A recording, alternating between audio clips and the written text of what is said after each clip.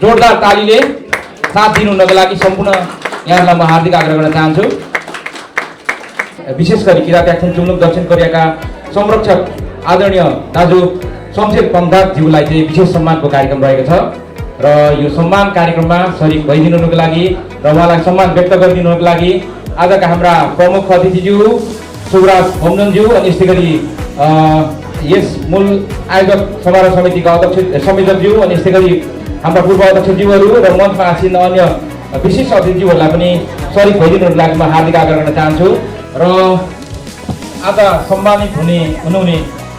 व्यक्ति श्री शमशेर पङ्धाकज्यूलाई हार्दिक बधाई दिँदै किरात याक्थुङ चुम्लुङको तर्फबाट यो जुन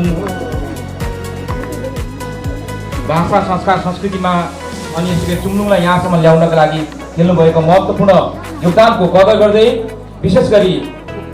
यो सम्मान पत्रमा लेखिएको कुरा म वाचन गर्न चाहन्छु। हामी हाम्रो पहिचान र अस्तित्वको लागि एक हौँ। किरात याक्थुङ चुम्लुङ दक्षिण कोरिया सम्मान पत्र श्री शमशेर पङ्धाकज्यू। किरात याक्थुङ चुम्लुङ दक्षिण कोरियाको स्थापना विकास एवं उन्नतिको लागि तपाईँको दूरदर्शिता अथक मेहनत समर्पण र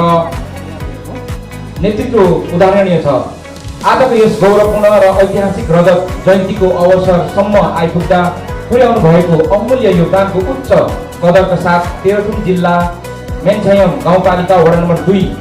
पौठाक निवासी श्री शमशेर पङ्धाकज्यूलाई संस्थापक सचिवको रूपमा हार्दिक सम्मानसहित चुम्लुङ रजत सम्मान पत्र प्रदान गर्दछौँ।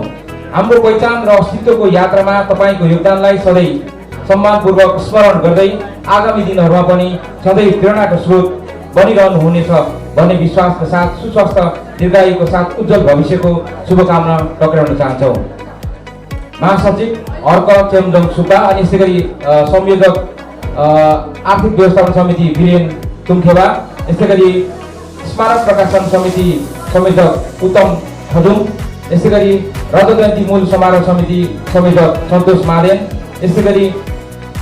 प्रमुख अतिथि आदिवासी जनजाति महासङ्घ दक्षिण कोरिया नेफिल कोरिया अध्यक्ष श्री सुब्राज भोमजनज्यू अनि यसै गरी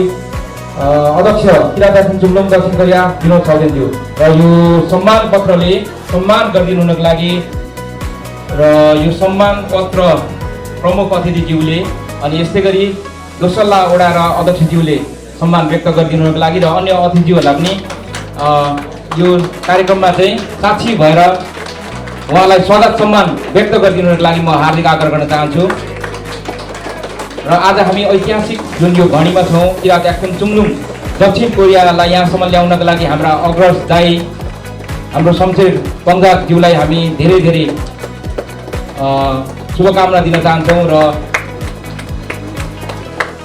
जोरदार तालीले साथ दिनुहुनको लागि सम्पूर्ण यहाँहरूलाई म हार्दिक आग्रह गर्न चाहन्छु।